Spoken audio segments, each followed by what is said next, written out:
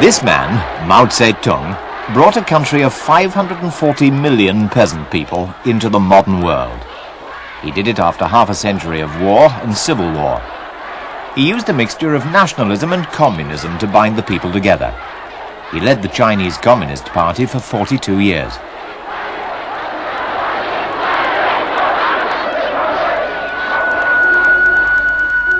Mao was 7 years old when the 20th century began. His father was a peasant who owned land round this farm. Because Mao was clever, his father wanted him to keep the farm accounts. But Mao had other ideas. The peasant boy from the provinces watched as the rule of the Empress Dowager in Peking gave way to chaos.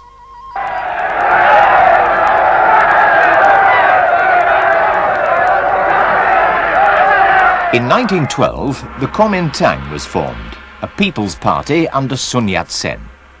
Mao Zedong, at first a student, then a teacher, then a librarian, read widely in history and politics. He began to see how badly managed China was. Most of her ports and industries were controlled by foreign powers. Shanghai, under the British and the French, was China's greatest port. It was here that Mao's revolution began.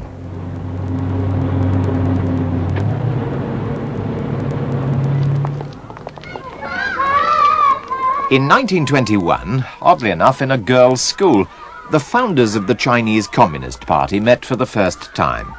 Mao was among them. They agreed to join forces with the Kuomintang. Many parts of the country were dominated by local warlords. The Kuomintang army, now backed by communists, marched against them. Mao later went to the province of Jiangxi to organize a peasant army.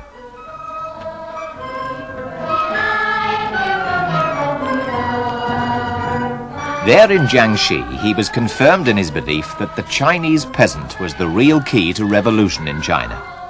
By 1927, the Kuomintang campaign against the warlords was well underway. But jealousy of the communists within the Kuomintang led to a purge, and this spelt disaster for the communists. In a kind of night of the long knives in Shanghai, communist leaders were killed. Luckily, Mao was out of Shanghai. Some communists escaped to their few remaining strongholds, like Jiangxi. I introduce to the audience the President of the National Government. The new leader of the Kuomintang was Chiang Kai-shek. Long live free people's principle. Long live the revolutionary spirit of the nationalist China. Chiang hated communism. He ordered his troops to surround the communist bases. They slowly tightened the noose in a series of extermination campaigns.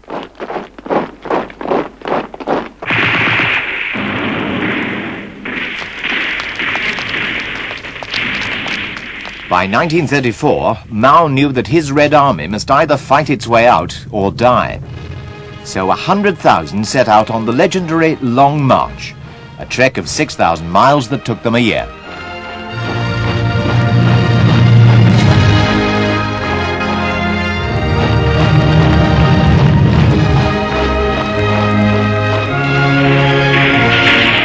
Kuomintang forces harassed the marchers.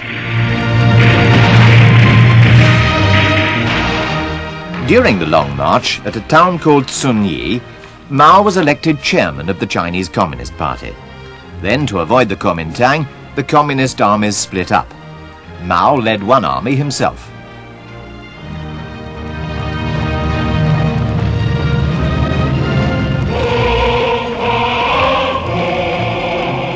Though there was discord, the marchers eventually reached communist-held territory in the northwest. Only 30,000 survived. They set up their base around the little town of Yan'an. They lived in caves carved in the hillside.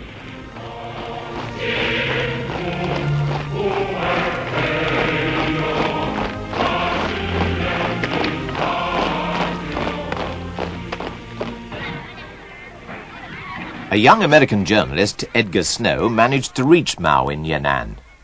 When he began to talk to me about his plans for the future of China and the revolution, at first it sounded fantastic because he had only this tiny little area and small band with him, but the way in which he presented his program and his ideas was so logical and so convincing that he, in the end, had me believing that he was truly an exceptional person. Edgar Snow also filmed Mao's army.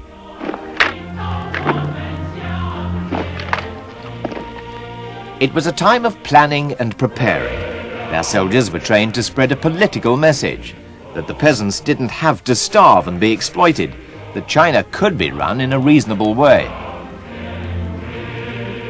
The peasants had never known soldiers to behave like this before.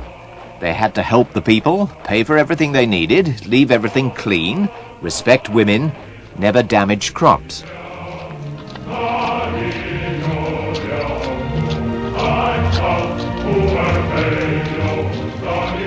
In 1937, Japan began all-out war on China. Now Chiang Kai-shek and the communists were faced with a common enemy.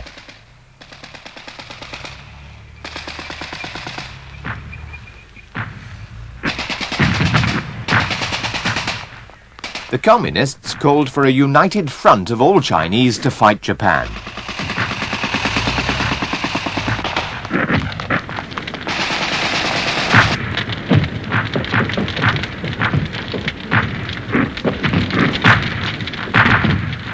The Americans and British who supported the Kuomintang called on Chiang Kai-shek to accept the surrender of the Japanese in 1945. The Americans made some attempt to bring the communists into a coalition Chinese government. But it all came to nothing. Civil war followed.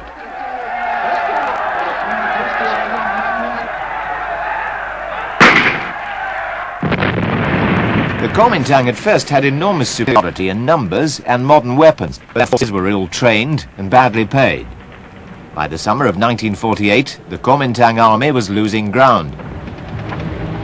Mao chose Lin Piao as his military commander to plan the final struggle. A few months more, and the Kuomintang was in full retreat. The remnant took refuge on the island of Taiwan, where the Americans continued to support them. Mao Zedong was approaching the moment for which he'd planned and fought for more than 20 years.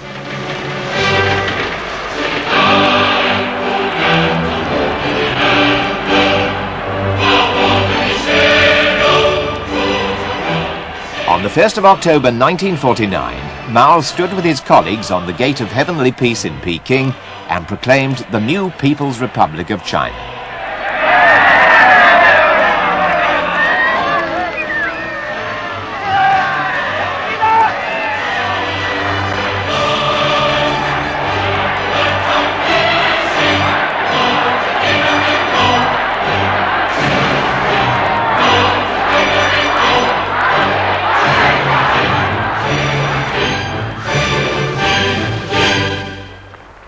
The problems were daunting.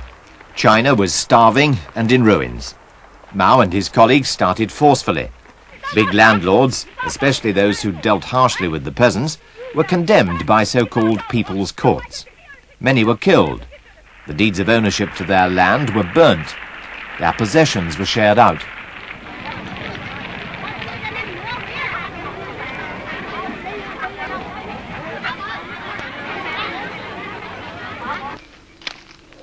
Many peasants received a plot of land for the first time.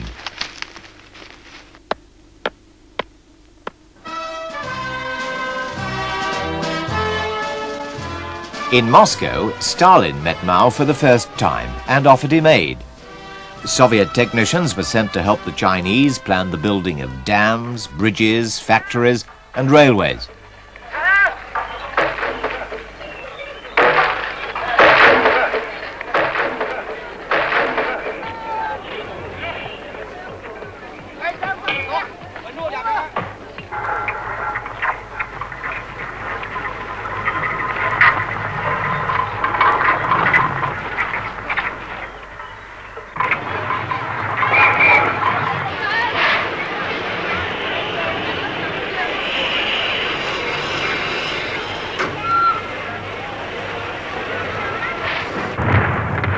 The Korean War in 1950 brought China into conflict with the United Nations. When, in October, United Nations troops took the North Koreans back to the Chinese border, Mao immediately sent so-called volunteers across the Yalu River into Korea.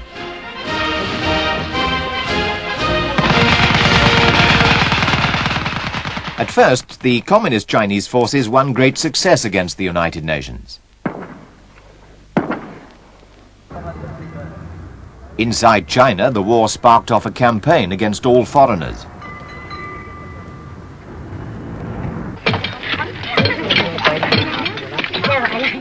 Mao wanted to spur on the great mass of the Chinese people to new achievements by their own efforts.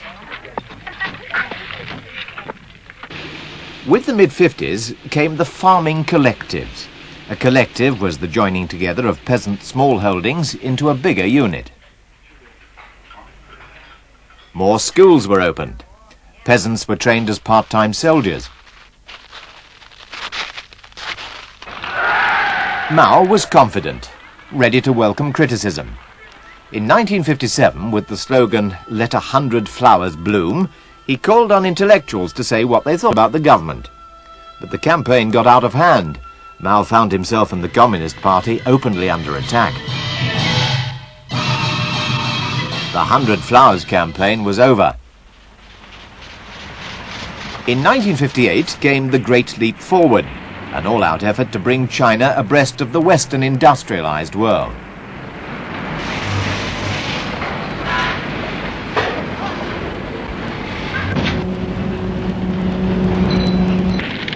Orders went out to create industry in the countryside. All over China, peasants tried to produce steel in their own backyard furnaces. "Work hard for 3 years, be happy for 1,000, ran the slogan. But the Great Leap Forward failed to produce the results that were hoped for. China just wasn't ready to carry it out with the speed the leaders wanted. So although Mao kept the key job of party chairman, an organization man, Liu Shaoqi, took over as head of state. The failure of the Great Leap was a setback for China, and 3 years of bad weather and bad harvests made matters worse. The people went hungry.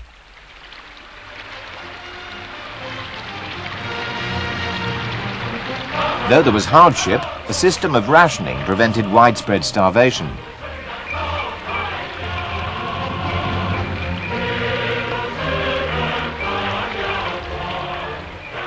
In 1960, Khrushchev visited Peking.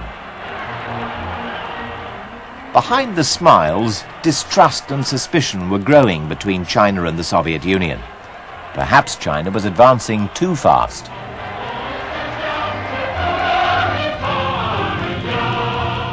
Russia broke a promise to help with a nuclear bomb. The split widened. The Russians recalled all their technicians and set back important schemes of industrial advance for years. Yet in 1963, without Russian help, China detonated her first nuclear weapon.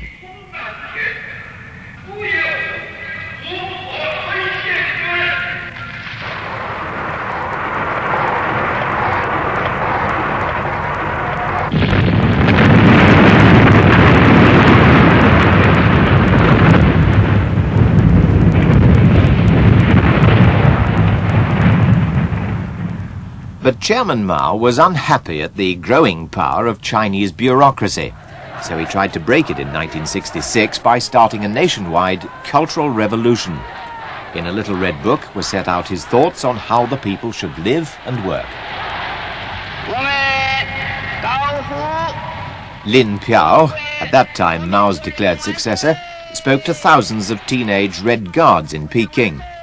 In the name of the Cultural Revolution, they set out to destroy the establishment. Mao's wife, Chiang Ching, added her own ideas. She demanded a revolution in the arts. Schools and universities closed. Red Guards set out on a violent campaign against all that recalled the old world. Mao's opponents were disgraced and disappeared.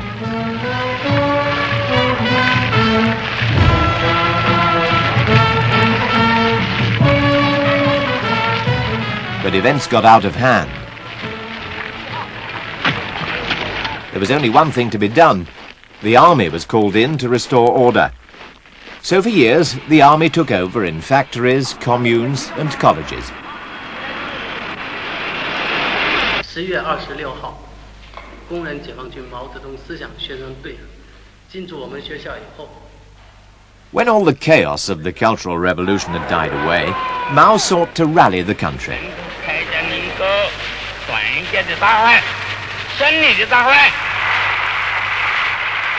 More important than the revolution in farms and factories was to be the revolution inside the new Chinese man. Meanwhile, in the north, Russians and Chinese clashed over border territories. Chinese leaders saw the Soviet Union as a growing threat.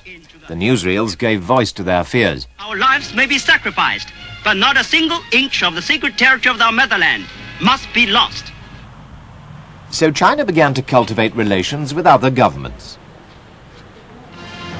And in 1972, President Nixon of the United States went to Peking, ending nearly a quarter of a century of hostility between China and America. At last, at the United Nations in New York, Communist China took the seat that till then had been occupied by the Kuomintang, exiled in Taiwan.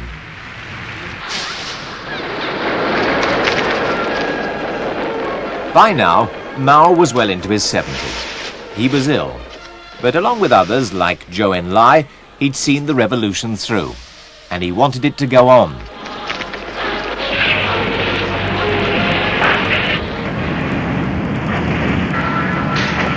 He firmly believed that revolution was vital to China's industrial progress.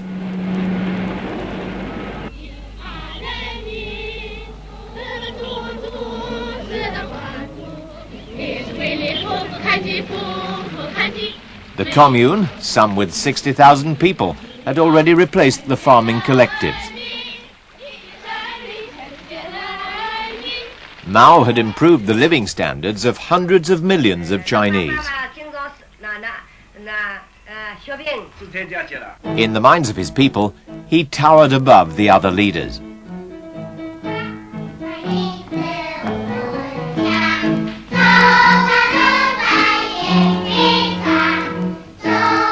The thoughts of Chairman Mao were the subject of children's songs. His political writings were quoted to support whatever policy or line the government decided to follow. Mao was still the great revered leader when he died in September 1976. Those like his widow who used Mao's words to push extreme policies were soon replaced. The leadership of the world's largest nation felt a Hua Ku Feng. Yet it was a nation still dominated by the memory of Mao Zedong.